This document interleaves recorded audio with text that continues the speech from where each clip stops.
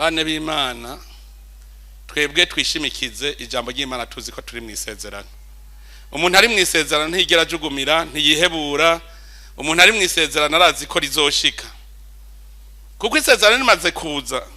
Nk'ubu nitwaba twaramaze kubona ingene Uburundi bwo mu 2030 buzoba bumeze, nawe utabuki harura bandanye ugashikaya kuko wewe usigiye intambwe ubundi agacaza akabandanirizago.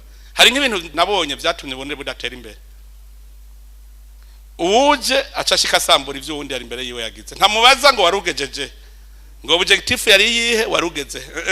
N'intebe yahora yicara akabaza kwirandura akayikura agacaje kwita kwiyarara. Urumva ayo mahera duhomvye, ajya mahera guze ijya biro shasha yari kugira iki, kuzana ikindi kintu gishasha ciza.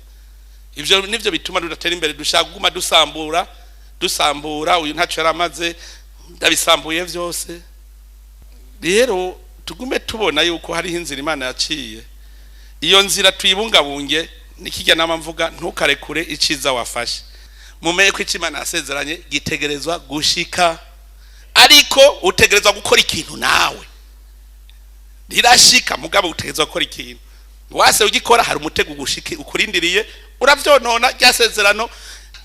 Tuba abantu twigire ezema atangorane nimwe. Je marabwira abantu baguvye bagabo vyuve aha tukaka kugenda igazirija mu 2060 tugasamara tukavyonona tukabitoba, iyo nzira tukayitoba rikazoshikwa ko n'umwuzukuruza w'umwuzukuru wawe. Mwumva rigara kugira tuzarushika mu Burundi burya tubona mu 2060 tubivyonze tukagufata iyo nzira ntaho tuzobona umwuzukuruza w'umwuzukuru nibazohabona.